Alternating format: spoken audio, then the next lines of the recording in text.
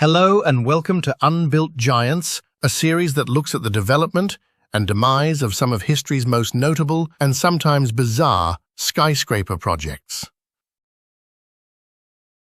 The Grollo Tower was an ambitious and controversial skyscraper proposal intended for Melbourne's Docklands precinct in the 1990s. Conceived by developer Bruno Grollo and designed initially by architect Harry Seidler before being reimagined by Denton Corker Marshall, the tower was planned to rise to 678 meters, later reduced to 560 meters, making it, at the time, the tallest building ever proposed globally. Envisioned as a mixed-use structure featuring apartments, offices, retail spaces, a hotel and an observation deck, it was marketed as a transformative landmark that would put Melbourne on the world stage. However, the project soon encountered strong public and political resistance, and despite initial support, it was ultimately abandoned in 2001, leaving behind a legacy defined more by debate and controversy than by construction. In 1994, Melbourne construction tycoon Bruno Grollo unveiled an audacious vision to build the tallest building on Earth right in the heart of his hometown. This was not merely a commercial venture, but an ambitious statement intended to reshape Melbourne's identity and global standing. Grollo's idea centered around creating a colossal, iconic skyscraper that would become a defining feature of the city's skyline, a symbol of its ambition, prosperity, and emerging cultural confidence. The proposed structure was to rise from the Docklands, a vast and largely neglected industrial expanse west of the central business district that was ripe for reinvention. At the time, the Docklands area was dominated by empty rail yards and derelict warehouses, making it an ideal blank canvas for such a transformative project. The scale and complexity of the scheme were unprecedented in Australia, and it promised to eclipse not only the tallest buildings in the country, but those worldwide. To bring this vision to life, Grollo first turned to Harry Seidler, one of Australia's most prominent and influential architects. Seidler, known for his modernist ethos and geometric clarity, produced a striking design for a 120-story tower. His concept featured a reddish-gold glass facade wrapped around a structural core, flanked by 4 monumental pylon-like columns anchoring the tower to the ground. The design combined engineering ambition with aesthetic boldness, aiming to project both power and elegance. A scale model was created and publicly exhibited, marking the first major step in turning the Grollo Tower from an abstract concept into a potential reality. However, by mid-1995, Grollo decided to commission a second design, possibly due to political considerations, aesthetic preferences, or strategic planning concerns. This time, he approached Denton Corker Marshall, a well-established Melbourne architectural firm renowned for their bold contemporary style and international accolades. The firm responded with an equally dramatic, though stylistically different, proposal. Their version of the Grollo Tower was a sleek, futuristic silver obelisk constructed of steel and glass. Unlike Seidler's grounded columnar design, DCM's tower stood on a tripod of structural legs, giving the impression of a towering spacecraft launching from the city floor. Its slender profile, minimalist surfaces, and geometric symmetry reflected a high-tech, almost otherworldly aesthetic that contrasted sharply with the older urban fabric of Melbourne. In 1996, both designs were presented to the public at the Victoria on Show exhibition, an event staged to gauge community interest and gather feedback on the future of the city's urban landscape. Visitors were invited to view detailed models and offer their opinions. The response was both enthusiastic and decisive. Of the approximately 35,000 participants who cast their votes, a clear majority, 70%, expressed support for constructing the tower in Melbourne. Among those, an overwhelming proportion favoured the Denton Corker Marshall design over Seidler's. The sleek, sculptural obelisk was embraced as the more forward-looking and visually compelling of the two. The proposed Grollo Tower was conceived as a vast, vertical city in itself, an ambitious, mixed-use structure that would have combined luxury, commerce, culture, and public amenity within a single towering edifice. At its base, the building was to house an expansive retail precinct, offering a variety of high-end shops, boutiques, dining establishments, and public gathering spaces. Above this commercial podium, the design called for several floors of premium office space, intended to attract major businesses and corporate headquarters, capitalizing on the prestige of occupying space in what would have been the tallest building in the world at the time. Rising further, the tower was planned to include a 5-star international hotel, providing guests with world-class accommodation and uninterrupted views of Melbourne's urban fabric and surrounding landscapes. Integrated into the mid-levels were luxury residential apartments, designed to appeal to affluent residents seeking both exclusivity and convenience. These residences were expected to feature cutting-edge interior design and access to private amenities such as gyms, spas, lounges, and concierge services. An integral component of the tower's cultural offering was a 500-seat auditorium, envisioned as a state-of-the-art venue for conferences, lectures, performances, and community events. It was positioned as a civic space, open to both residents and the wider public, helping to anchor the tower not just as a private development, but as a functional part of Melbourne's cultural and social life. At the building's uppermost levels, 2 open-air observation decks were planned.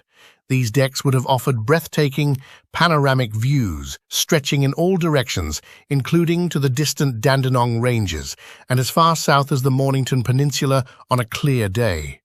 The design suggested that the viewing platforms would be connected to visitor facilities, such as cafes or exhibition spaces, making the top of the tower a major tourist attraction and civic landmark. The tower's average width was projected to be around 50 meters, giving it a commanding presence and architectural weight. Its silhouette, sleek and narrow compared to its height, would have created a striking vertical line against Melbourne's otherwise low and moderate-rise skyline. Its physical footprint alone would have reshaped the visual and spatial identity of the Docklands, with the structure rising from a large podium base and gradually tapering into a narrow spire. In terms of materials, the tower was to be constructed primarily from high-performance structural steel and specially engineered glass. The glass cladding was designed to be highly reflective, catching and refracting daylight to create a constantly shifting surface that would shimmer in Melbourne's varied weather conditions. At night, the tower was expected to glow with internal lighting schemes that could change for special events or citywide celebrations. The steel framework would have allowed for both strength and flexibility, critical for a building of such unprecedented height. Combined, the materials were intended to project a sense of technological advancement and architectural daring, making the Grollo Tower a symbol of 21st century progress and design ambition in the heart of Australia's most livable city. By the end of 1998, though, growing resistance to the Grollo Tower proposal began to significantly influence public and political attitudes. Initially championed by Victorian Premier Jeff Kennett as a bold statement of Melbourne's global aspirations, the project soon became the subject of heated debate. Kennett believed the tower would establish Melbourne as an international city on par with the likes of New York or Hong Kong, and he saw it as a defining piece of infrastructure that would mark a new era of urban ambition. Yet that vision was increasingly met with skepticism and concern from many quarters of the public and professional community.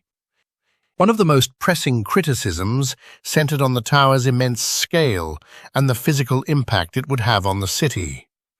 With a planned height of 560 meters, the structure would cast a shadow estimated to stretch up to 3 kilometers, potentially plunging large swathes of the central city and southern suburbs, including the revitalized South Bank area, into shade for significant parts of the day. Critics warned this could have lasting consequences for the area's livability, commercial viability, and appeal as a public space. In a city where light and outdoor spaces are central to its urban identity, the threat of a towering monolith altering that balance became a key sticking point. Aesthetic concerns also loomed large. Many saw the design as clashing with Melbourne's historic and human-scaled cityscape, which is defined by Victorian-era architecture, laneways, and a relatively consistent skyline. Commentators questioned whether such a structure would complement or overwhelm the existing urban fabric. The modernist, almost futuristic appearance of the Denton Corker Marshall design, with its silver glass facade and leg-like base, was regarded by some as more fitting for cities like Dubai or Shanghai, where vertical spectacle was more common and less at odds with the surrounding architecture. Beyond its physical form, the project was increasingly perceived as driven by personal ambition rather than civic need. Media figures, including journalist Jill Singer, labeled the tower a manifestation of Bruno Grollo's ego, with headlines like, "Call it the towering ego," accusing the developer of prioritizing self-promotion over public benefit. Town planner David Maul expressed fears that Melbourne would be turned into a visual nightmare, arguing that the proposal would derail decades of thoughtful city building. Leunig, the influential cartoonist, satirized the tower's height and lack of originality with biting humor, depicting it as a shallow, arrogant intrusion on Melbourne's skyline. Letters to the editor flooded newspapers with overwhelmingly negative responses, portraying the tower as an alien presence that would rob the city of its character. Environmental implications, too, became part of the argument against the tower.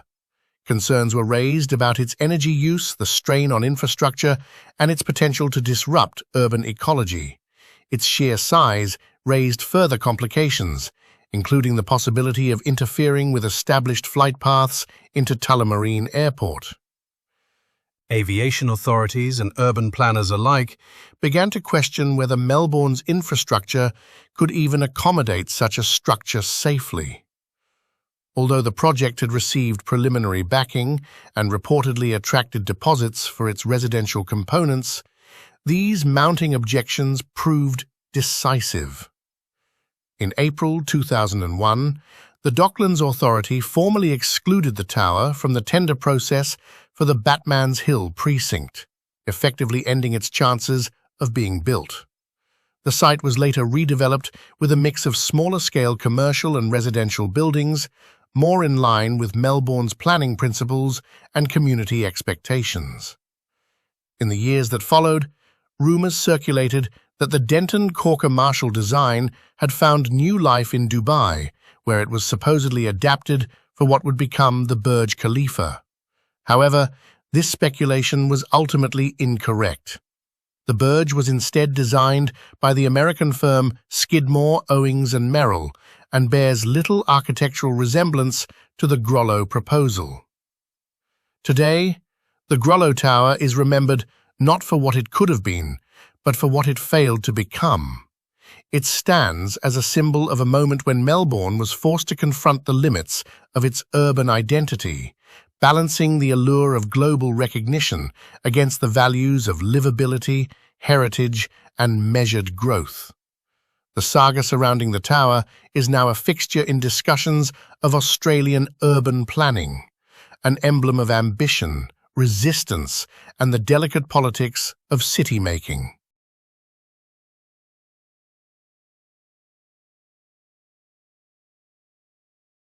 Thank you very much for watching this video. If you enjoyed it, please hit the like button and consider subscribing for more episodes coming soon. See you next time.